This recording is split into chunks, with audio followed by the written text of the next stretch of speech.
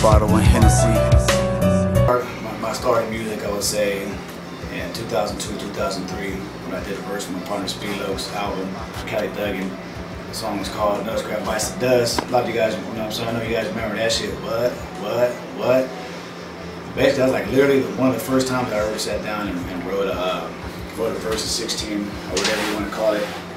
Yeah. You know what I'm saying? Speedy was hounding me, I want you to be on my album, I want you to be on my album. It was just like, you know what I'm saying? I don't rap, you know what I'm saying? I don't know too much about rap. Like, it's not too hard, come on.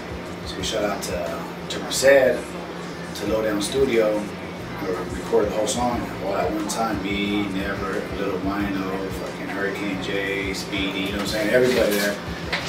And I still really trip off it too much. You know what I'm saying? It was what it was a song, and didn't really trip to it. But then I remember we did a show in Gilroy at the Gaslighter, and Speedy performed that song, and he wanted me to perform it with him.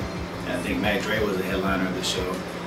I just remember going out there and performing the song and watching people go crazy. I was like, shit, I like this, you know what I'm saying? I think I could do this shit. And from there on, I started working on my first solo, which was Mama Tried, on Stars the Limit.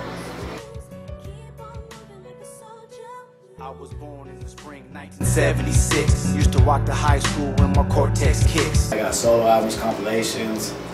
I got what?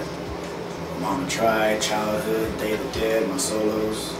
I got the 3 Balled Outs, Connections, Portrait of a Gangstar, Bangers. I put out an album for Keek Dog, put out an album for Big Ol' Solo, put out an album for Costello. I think maybe 21 albums. Bitch, and put you in the trunk like a gangster flick.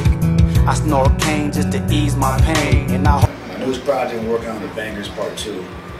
Basically, it's like a spin-off of the first Bangers. I try to incorporate the same artists that I worked on the Bangers, because the first Bangers album did so well. But at the same time, I want to get, you know, get new people that I haven't worked with. You know what I'm saying? Like Insanity.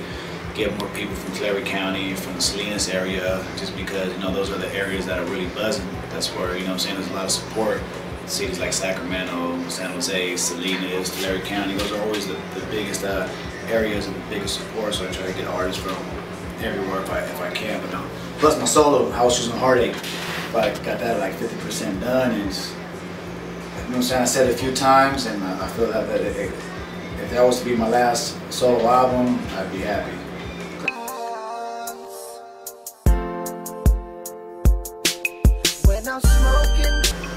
I say how to come about. Actually, no, we did that at Guillotine Studios in Delano. One of the, I can't remember the homie's name was Xavier. He was trying to help out his cousin because they've been rapping for a while now, and they really didn't break through yet. You know what I'm saying? They're making good music. You know what I'm saying? We worked out their ratings, drove out there to Delano, and did a verse or two for them. You know what I'm saying? That pretty much was it. That was left at that. You know what I'm saying? Fucking, we're done recording the songs. So, you know, after we do a song or whatever, fuck, it's time to drink barbecue. So we're drinking, whatever. They're showing me their other music that they have, that they had on their, already in their computer that they recorded previously. And here comes the song, Smoking and Riding. At the time, it was just Chant on it. And I was just like, man, this is a song right here, man. I said, I can make the song famous. You know what I'm saying? Kind of laughed about it, but I was like, no, seriously, I can make the song famous. And he was like, well, what's up? I said, you know what I'm saying? And we dropped a verse on it. And if you really trip to it too, my voice sounds a little bit different, because I remember that fucking weekend I was sick. But I wanted to make it happen that day. I told him, let's make it happen, we're gonna do a video and watch the returns of it. And fucking, like I said, about hitting 1 million plays on YouTube, which I think is good, because shit, hopefully from that, when they go look at Smoking and Riding, underneath it, you're going to see a video from Big Ol' or a video from Big Tone, and they're going to go on their video and help them generate more views, and vice versa. Yeah, what I mean. The bait done hooked up with Delano like college grades. T-boys. Officially on Connect the Dink, we have myself, we got Termite from San Jose, we got Mama Chicho from San Jose, but he's more, you know what I'm saying? That's like our flavor flavor, you know what I'm saying? He raps when he raps, and fucking parties when he parties. Then we got P-Boy, you know what I'm saying, from Westside Tracy. He's locked up right now, but He's on the roster. Boogie, another homie from San Jose, which is Chicho's cousin.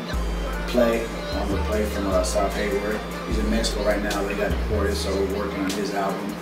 Back and forth through the internet, you know what I'm saying, because of his situation. And that's it. That's officially who's on it right now.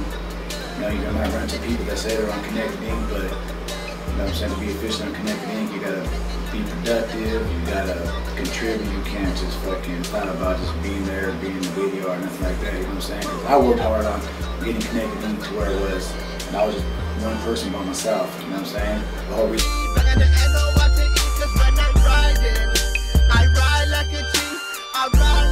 Connected Ink came about because I used to record with Bugsy and Speedy, and I was always on their schedule, you know, because Speedy had to record his music, so I'd go and be like, well, Speedy's recording from here to here, you can come at this time, which was like 2 in the morning, you know what I'm saying? Like, fuck, man. So little by little, I got my own studio together and figured, you know what, I'm gonna start my own label, and that's how Connected Ink came about.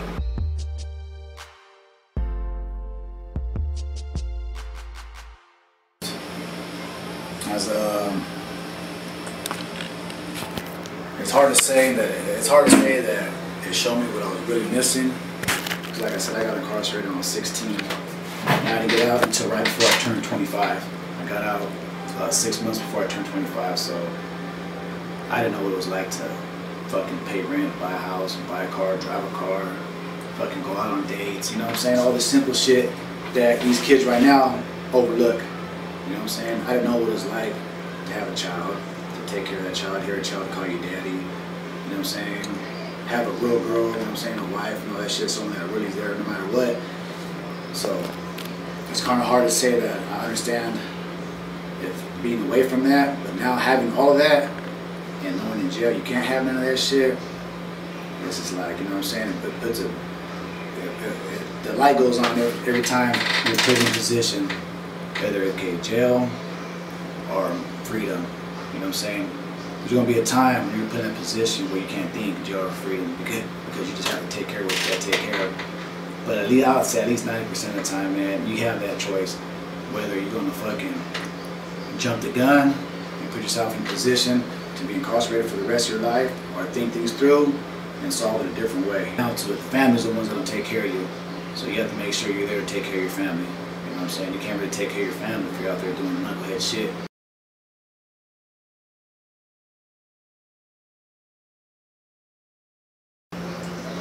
Go right now as an artist. I know personally that I put out music that I can hear on the radio. I can see music videos being on MTV, on BT, whatever. It just sucks that we're Mexican. You know what I'm saying? Honestly, I think that's one of our main downfalls from the media, because the media, they spit out so much shit about the gangs and about the way that we work, just because they know that, you know, as a Mexican person, we're proud people, and when it comes down to it, we stick together. And they hate that unity because they know any time they feel we could turn and infiltrate the little shit they got set up, whether it's the police department, the army, the navy, you know what I'm saying, all that type of shit. So they feed this shit to the media, you know what I'm saying. Don't have the music on the radio because this is what they're about. Don't have the music on TV because this is what they're about. And if you do, it's going to spread. You know what I'm saying? But everybody else does the same thing, one way or the other. But they know, like I said, as a Mexican race, they know that how we work. You know what I'm saying? We stick together when it comes down to it. I really think that's what's stopping a lot of us homeboy rappers from really getting out there. What's going on, everybody? It's Lil Koner doing this interview for Reality Rap TV. You know what I'm saying? You can find it on YouTube at Insanity Music. You know what I'm saying? A whole bunch of interviews from all your favorite artists like Big Tone, myself, Lil Koner, Insanity, and you know who's next. You know what I'm saying? Who knows who's next? So make sure every time you have a chance, you're on the computer, check it out. You know what I'm saying? YouTube.com/Insanity Music and see what's on there new.